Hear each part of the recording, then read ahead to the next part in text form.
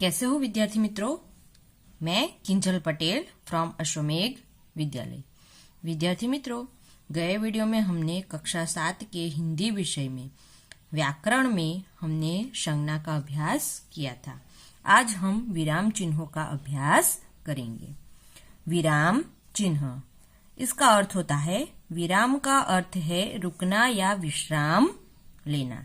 बोलते समय बीच बीच में अपनी बात पर बल देने के लिए या समझाने के लिए थोड़ी देर रुका जाता है। इस प्रकार वाक्य पूरा होने से पहले बीच में रुकने की इसी क्रिया को विराम कहते हैं। इससे संबंधित चिन्ह विराम चिन्ह कहलाते हैं। जब हम बात करते हैं तो बीच बीच में थोड़ा रुकते हैं तो उसे क्या कहते हैं? विराम कहते हैं। और उसके लिए जिन चिन्हों का प्रयोग होता है उसे विराम चिन्ह कहा जाता है।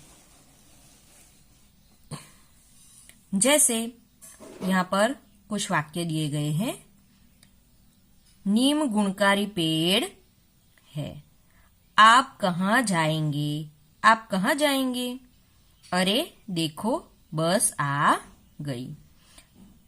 अहमदाबाद, सूरत, बड़ौदा, गुजरात के शहर के अहमदाबाद, सूरत, बड़ौदा, गुजरात के बड़े शहर। अहमदाबाद, सूरत, बड़ौदा, गुजरात के बड़े शहर। यहाँ पर आप देख सकते हैं कि यहाँ पर अंत में, वाक्य के अंत में यहाँ पर चिन्ह लगे हुए हैं। यहाँ पर आप बीच बीच में देख सकते हैं कि चिन्ह लगे हुए हैं। ये क्या है? तो ये विराम चिन्ह है। बराबर। ऊपर दिए हुए वाक्यों में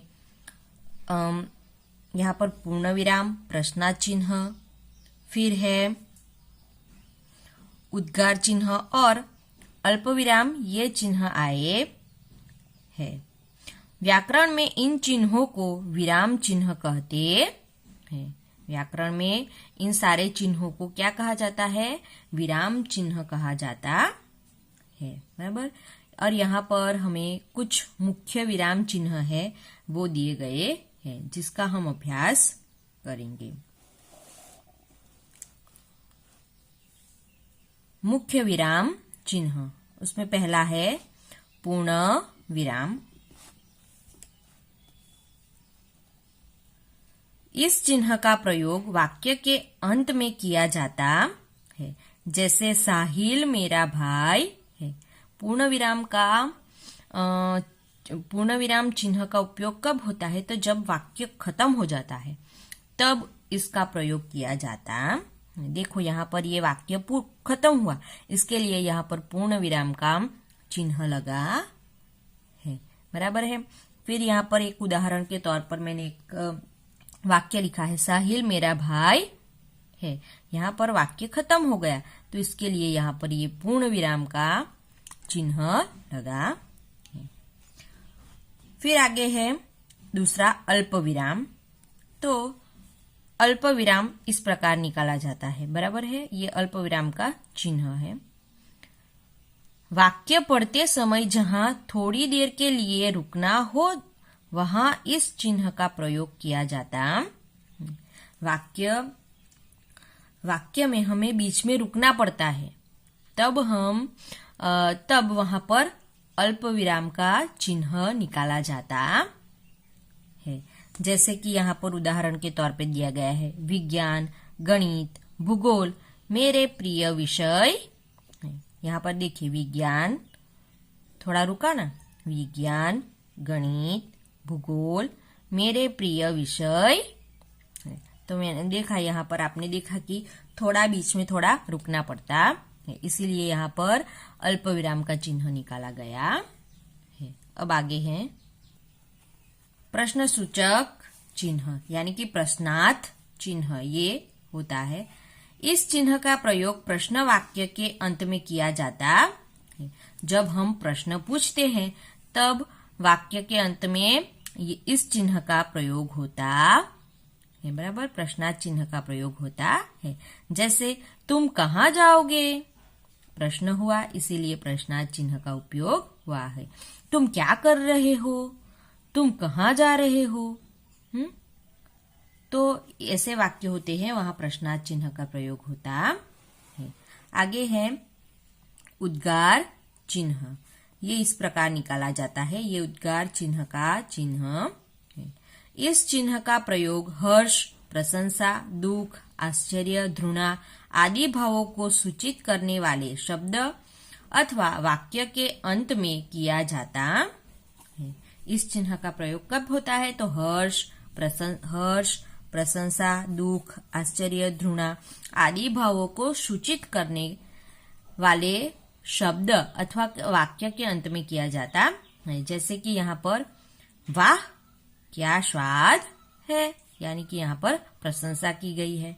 दूसरा है अरे आप यही हैं, आश्चर्य, आश्चर्य का भाव है इसमें। तीसरा है छी यह कितनी गंदी जगह है, यहाँ पर घृणा है। तो ऐसे शब्दों पर यहाँ पर आप देख सकते हैं कि यहाँ पर उद्गार चिन्ह का प्रयोग हुआ है। फिर आगे है अवतरण चिन्ह। ये यहाँ पर आप देख सकते हैं कि वाक्य जब शुरू हो तब ऐसे चिन्ह लगाते हैं और वाक्य खत्म होने के बाद इस प्रकार, और बीच में वाक्य होता है, बराबर। तो जब किसी के कहे गए शब्दों को ज्यों का त्यों लिखना हो तब इस चिन्ह का प्रयोग किया जाता। जब किसी ने कोई वाक्य कहा हो या शब्द कहे हो तो उसे ज्यों का त्यों उसी प्रकार लिखना हो तब इस चिन्ह का प्रयोग होता है। जैसे कि सुभाष चंद्र बोस ने कहा। किसने कहा था? सुभाष चंद्र बोस ने। क्या कहा था? तो तुम मुझे खून दो, मैं तुम्हें आजादी दूंगा, बराबर। तो यहाँ पर आप देख सकते हैं कि सुभाष चंद्र ने जो कहा था वो जैसे का वैसा ही यहाँ पर लिखा और इसीलिए अवतरण चिन्ह का प्रयोग हुआ है। आगे है योजक चिन्ह। ये ऐसे डैश जैसा होता है। इस चिन्ह का प्रयोग शब्दों को जोड़ने के लिए होता है। दो शब्दों को जोड़ने के लिए योजक चिन्ह का प्रयोग होता है। जैसे कि सुख दुख, माता पिता, पाप पुण्य, देश विदेश आदि शब्द, बराबर। तो आदि शब्दों को जोड़ने के लिए ऐसे जो दो शब्दों को जोड़ने के लिए यहाँ पर दो शब्द है, सुख और दुख, लेकिन सुख दुख साथ में लिखा है, इसीलिए यहाँ पर बीच में योजक चिन्ह का प्रयोग हुआ है। तो ऐसे शब्दों को जोड़ने के लिए इस शब्द का प्रयोग, इस चिन्ह का प्रयोग होता है, बराबर है। तो विद्यार्थी मित्रों, आज हम विराम चिन्हों में यहाँ तक करेंगे। इसके अलावा भी बहुत सारे विराम चिन्ह है जिसका हम आगे अभ्यास करेंगे, बाद में अभ्यास करेंगे। आज हम यहाँ तक ये 6 चिन्हों का अभ्यास हम करेंगे, बराबर है। तो आज हम यहाँ तक करेंगे। Thank you.